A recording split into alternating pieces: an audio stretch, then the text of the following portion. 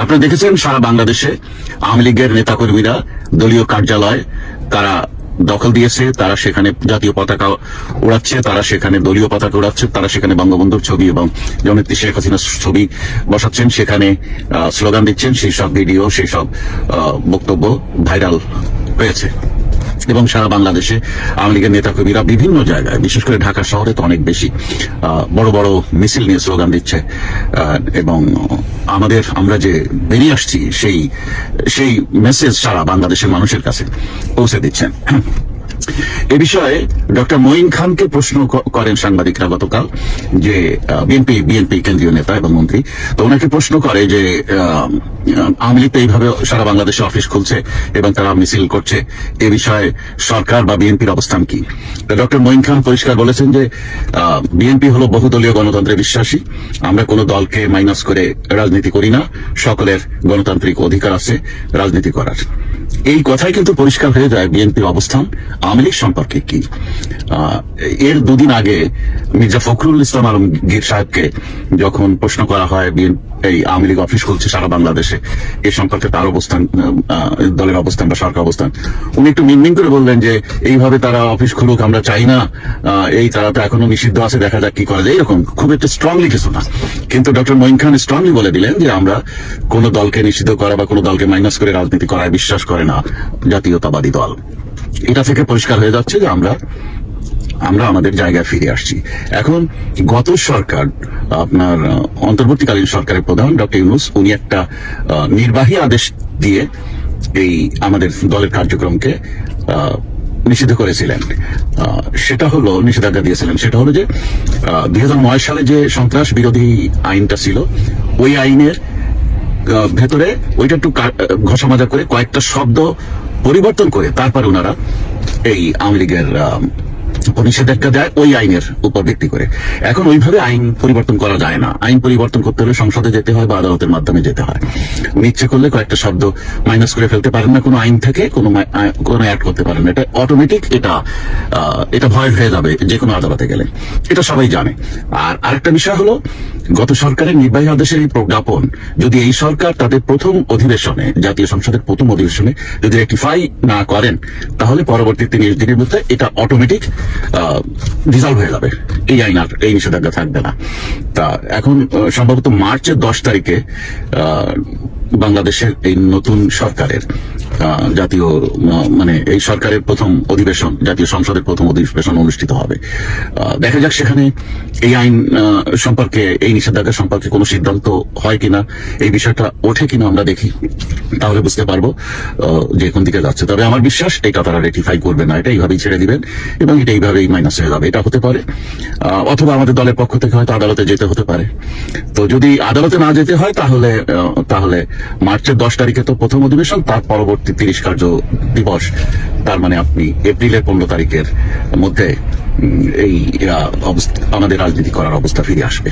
আমি গত সপ্তাহে বলেছিলাম যে মার্চের 29 তারিখের মধ্যে, কারণ তখন জাতীয় সংসদের প্রথম অধিবেশন ডাকা হয়েছিল ফেব্রুয়ারি 26 তারিখ, কিন্তু এটা পিছিয়ে দিয়ে মার্চের 10 তারিখে নিয়ে যাওয়া হয়েছে। এই কারণে এখানে 2-3 সপ্তাহ পিছিয়ে গেছে, তো অটোমেটিক ওইদিকেও 2-3 সপ্তাহ পিছিয়ে যাবে, কারণ 30 কার্য দিবস তো আপনাকে দিতে হবে।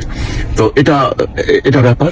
এখন মূল একটা বিষয় এখন টক অফ দ্য কান্ট্রি হয়ে দাঁড়িয়েছে, সেটা হলো যে মহামান্য রাষ্ট্রপতিকে গত 18 মাস যাবৎ হাউস অ্যারেস্ট করে রেখেছিল ডক্টর ইউনূস প্রশাসন, এবং মহামান্য রাষ্ট্রপতিকে ঈদের নামাজ পড়তে যেতে দেয়নি। তাকে তার কাছে বিদেশের বিভিন্ন সংস্থার চিঠি আসছে, সেই চিঠিগুলো মহামান্য রাষ্ট্রপতির কাছে পৌঁছাননি, এবং কনস্টিটিউশনাল মহামান্য রাষ্ট্রপতির যে ক্ষমতা আছে সেই ক্ষমতা খর্ব করে দিয়েছেন। এমনকি তার কনস্টিটিউশন অনুযায়ী বাংলাদেশের রাষ্ট্রপতি, প্রধান উপদেষ্টা, জাতির পিতা, এই ছবিগুলো বা প্রধানমন্ত্রী, এই ছবিগুলো কিন্তু সরকারি অফিসগুলোতে বাধ্যতামূলক করতে হবে, ঝুলাতে হবে। সেগুলো মহামান্য রাষ্ট্রপতির ছবি নামিয়ে দিয়েছে, এবং মব করে মহামান্য রাষ্ট্রপতিকে তার অফিস ঘেরাও টেরাও করে, অফিসের দেয়াল এগুলো ভাঙচুর করে তাকে মেরে ফেলার জন্য একটা পরিবেশ করা হয়েছিল, এবং এমন একটা একটা পরিস্থিতি করা ছিল যেন উনি পদত্যাগ করে চলে যান। তা উনি সাহসের সাথে পদত্যাগ না করে সেভাবে আছেন এবং ফাইনালি ডক্টর ইউনূস চলে গেল। এখন তার ডক্টর ইউনূসের নামে একটি মামলা হতে যাচ্ছে বলে একজন লয়ার অ্যানাউন্স করেছেন, মহসিন রশিদ। উনি মামলা করতে যাচ্ছেন এবং আরো অনেকে মামলা করবে। তাতে মনে হচ্ছে যে ডক্টর ইউনূসের শাসনকাল এবং তার দুর্নীতি এবং তার উপদেষ্টাদের দুর্নীতি, এই বিষয়গুলো এখন সামনে আসবে যদি তাদের নামে মামলা হয়। এখন দেখতে হবে যে এই সরকার, বর্তমান সরকার তারেক রহমানের সরকার, ডক্টর ইউনূসের বিরুদ্ধে মামলা হতে দিতে চান কিনা। কারণ বাংলাদেশে তো আইন বিভাগ স্বাধীন না, বিচার বিভাগ স্বাধীন না, দুর্নীতি দমন কমিশন স্বাধীন না। অতএব এখানে সরকার যদি মামলা করতে গ্রিন সিগন্যাল দেয় তাহলে দেখা যায় সেই মামলা সুবিচার পায়। আর যদি সরকার রাজি না হয়, সরকারের ইচ্ছের বাইরে যদি কেউ মামলা করে, ওই মামলা জেতে না, যে কোনো ভাবেই হেরে যায়। কারণ আদালতের উপরে সরকারের একটি কন্ট্রোল আছে। তো আমরা দেখতে চাই যে কোন অবস্থায় যায় ডক্টর ইউনূস সম্পর্কে বর্তমান সরকারের অবস্থা। এদিকে একটা বিষয়ে আমাদের নজরে এসছে এবং সারা বাংলাদেশের মিডিয়া সর্বত্র আলোচনা হচ্ছে যে বাংলাদেশের কোন রাজনৈতিক দল কখনোই এই গত 54 বছরে আপনার এই সিটি কর্পোরেশন গুলোতে নিজেদের বিনা নির্বাচনে নিজেদের প্রশাসক নিয়োগ দেননি। কিন্তু এই সরকার এসে অনেকগুলো 6টা সম্ভবত সিটি কর্পোরেশনে বা তারও বেশি, আমার ঠিক মনে পড়ছে না, সিটি কর্পোরেশনে তাদের বিএনপির নেতাদেরকে সেখানে প্রশাসক হিসেবে নিয়োগ দিয়েছেন। কয়েকদিন পরই কিন্তু নির্বাচন আসছে, আপনার লোকাল গভর্নমেন্টের, এই যে স্থানীয় সরকারের নির্বাচন আসছে। সেখানে কিন্তু মেয়র, চেয়ারম্যান ইত্যাদি ইত্যাদি কাউন্সিলর, তাদের কিন্তু নির্বাচন হবে। তা এই নির্বাচনের আগেই হঠাৎ করে দলীয় প্রশাসক নিয়োগ, এটা কিন্তু গণতন্ত্রের জন্য হুমকি স্বরূপ এবং এটা আইনের চোখে দৃষ্টিকটু। এটা কি ইলিগাল? এই বিষয়টা দেখবে আইনের সাথে যারা যুক্ত তারা, কিন্তু এটা কেউই ভালো চোখে দেখছে না। কয়েকদিন পরে নির্বাচন, তাদেরকে নির্বাচনে প্রার্থী করে যে জিততো তাকেই ক্ষমতায় বসাতো, সেটাই তো নিয়ম। কিন্তু তার আগে প্রশাসক নিয়োগ কেন? ইউনূস প্রশাসক নিয়োগ করেছিল তার আমলে, সে তো আর নির্বাচিত গভর্নমেন্ট না, সে অনেক অবৈধ কাজ করেছে। তো সেই একই অবৈধ পথে তো তারেক রহমান যেতে পারেন না। যাই হোক, দেশে এই রমজানের পরপরই একটি পরিস্থিতি আসছে, রাজনৈতিক উত্তপ্ত পরিস্থিতি। বিএনপির সবচাইতে খারাপ অবস্থা এখন, সেটা হলো বিএনপি তার দলীয় কর্মীদেরকে, তৃণমূল কর্মীদেরকে কন্ট্রোল করতে পারছে না। তারা সমানে চাঁদাবাজি করছে এবং মদ করছে।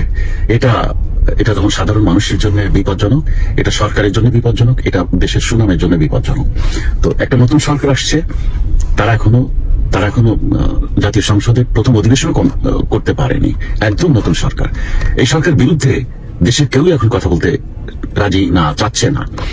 সবাই তাকিয়ে আছে যে হয়তো ভালো একটা কিছু করবে তারেক রহমান। দীর্ঘ 16-17 বছর বিদেশ থেকে আসলেন, উনি একটা অভিজ্ঞতা নিয়ে আসছেন, সেই অনুযায়ী দেশকে গড়ে তুলবেন। কিন্তু তার দলের নেতা কর্মীদেরকে তিনি যদি কন্ট্রোল করতে না পারেন তাহলে তিনি ফেল করবেন।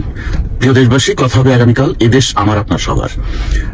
যে দলই করি না কেন, দেশটাকে রক্ষা করতে হবে।